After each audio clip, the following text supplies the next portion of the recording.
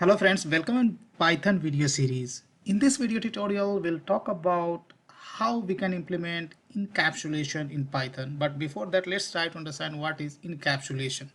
Guys, encapsulation is one of the important feature of OOPS that exists in some other languages as well. So here we'll try to understand how we can achieve encapsulation. So when you look into the name encapsulation, name itself saying that what is encapsulation. Encapsulation is nothing but wrapping data and function within a class is called encapsulation. Let's say if you have created a class and few things like data or functions you want to restrict to allow access outside of the classes, and that's where encapsulation comes into the picture. We don't want basically accidental or unwanted change to be happened on the outside of the classes, right? If you want to basically make some changes, or if you want to access those variables or data or functions outside of the classes, there is some way to access, right? So those things we are going to discuss. So let's try to understand encapsulation through an example. So here I am going to create a Python class. It's called, let's say, encapsulation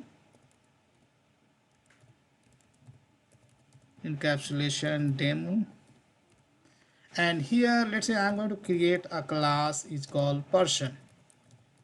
And let's say create a normal class. So here I am going to create first of all a method, or you can say constructor init. And this class is having, let's say, two properties. One is a person name and second is the age, right? And these properties I'm going to initialize within this constructor or init method. So I will do self dot name equals to name, and similarly we have to initialize age, right? Now we have a constructor, one constructor. Let's say I'm going to define one more method. Is called display, right? And job of display method is to display the information about the person. So I would like to display, let's say, self dot name and self dot age. Name and age, just I will display, right? Name and age of the person I would like to display by calling this display method. Pretty simple, right? Now I'm going to create an object of person. Let's say p equals to person, and here I'm going to pass name as kk and age at, let's say, 30 years, right? And here I'm going to call this display method so that it will display name and age. So I have an object reference p. I will call display method, right? And again I'm trying to directly access these variables. These are two variables, name and age, which belongs to the person class. Yeah, so here I would say, let's say, p dot name and p dot age. Yeah, so there is some compilation error, sorry. Let's see why this error is coming. Seems like some indentation error. Now error has gone. Now if I run this class, then here you can see when we call first time display method, this guy is printing name and age, and I am able to access name and age directly outside of the classes, outside of my person class, right? So if you look into the indentation, this code belongs to the outside of the class, right? Same if you try to basically access name and age, right? How I'm accessing right now this piece of code from other file, it should be able to access, right? Only thing is that you need to just import this module, and you should be able to, because here name and age is right now by default it is public. So whatever things we have defined like constructor, this method is also public right now, so that can be accessed from anywhere. Now I would like to put some restriction on one of the attribute, either on name or age. Let's say I would like to put a restriction on the age, right? So to restrict this variable not to access outside of the classes from either purpose, directly I don't want to allow to access, but I will provide some workaround, and I don't want anybody can change this age outside of the classes. Let's say here right now what I can do, here I can do p dot let's say age equals to 32. So I'm able to modify, right, outside the class, right? Age has been modified, but I want to restrict these things. How we can do that? So for that, Python provides a naming convention to create two kind of variable apart from the public. If you do not specify anything, if you write variable like this normal variable, then by default it would be a public. So Python provides basically some other language. If you look into like Java or some other language, then they provide some access modifier, like we have a public and you can have a protected, right? So but here we do not have any kind of access modifier. We have some kind of naming convention. Let's say if I provide underscore age, this means before the age, if I provide single underscore, that means my variable is protected, right? And everywhere you have to specify a single underscore, right? And that's how we can create a sorry, here you don't need to specify underscore, just you need to specify underscore over here while setting. Now our variable is protected, so that means protected means either this variable can be accessed within the class or outside of the class, right? But outside the class can be accessed by the subclass. If I run, then let's see, now here you can see still I am able to access, right, this variable. Now thing is that how we can make this variable private. So by putting the double underscore you can make it private. If you give the single underscore, that means protected.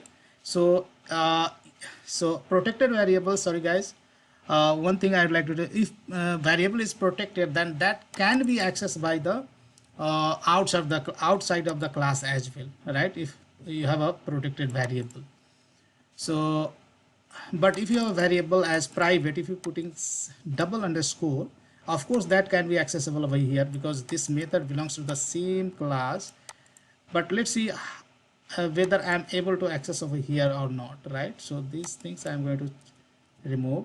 So I'm going to access this private variable outside of the class. Now let's see whether I'm able to access or not. If I run, then here you can see name and age got printed when I call this display method, then it is printing, right? But second time when I'm trying to access age, then it is throwing an error saying that we got the attribute error, person object has no attribute underscore age, means private variable we can't access outside of the class. That's the basically giving the signal, this error, right? So how we can make it possible to access this private variable outside the class? Let me show you how we can do that. So what you have to do here, you have to create something is called getter and setter method. So I'm going to create a method, something is called set age, something like this. And here set age, what I'll do, self dot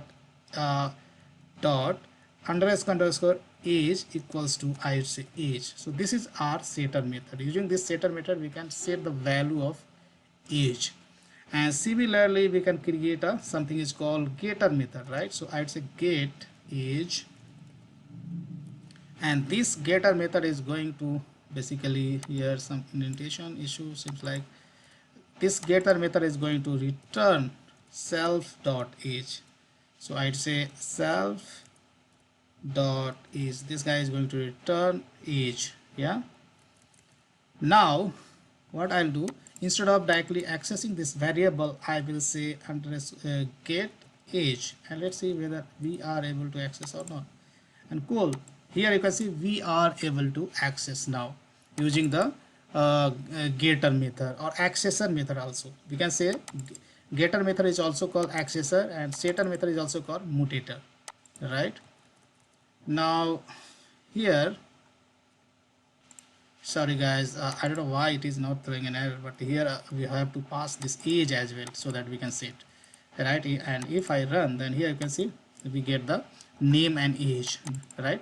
So here if you would like to change the age, then what you can do, you can do p dot set age, and here age you can say like we are setting the new age, right? So here age is going to print 30, but after modification by calling the age set age, it should print 32. Let me show you. Now it is, we are able to basically change age as well. So at this time just we are calling the setter method, not the directly variable name age, right? So that's how if you have private variable, you can access or change outside of the class as well, but not directly you are going to access, but by calling the setter and getter method, right? So using setter method you can change, and using getter method you can access outside of the class.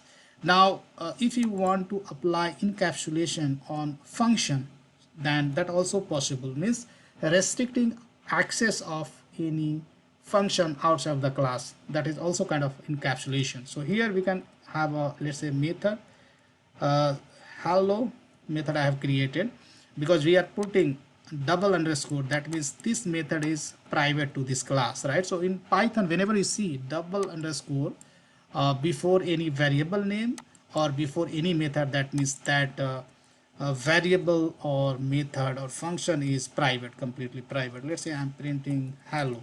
So now you can't access this guy directly outside of the class. So if I try to do p dot let's say underscore underscore hello, so that is not coming in auto support even. If you try to do so, it will throw an error.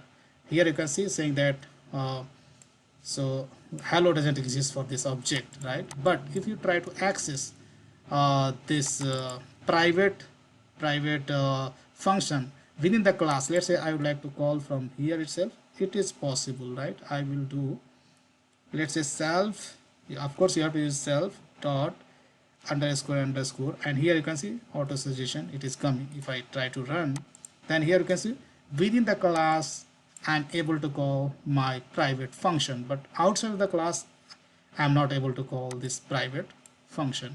So that's all about the encapsulation in Python. I hope you understood, guys. Big thank you, and see you there in the next video tutorial.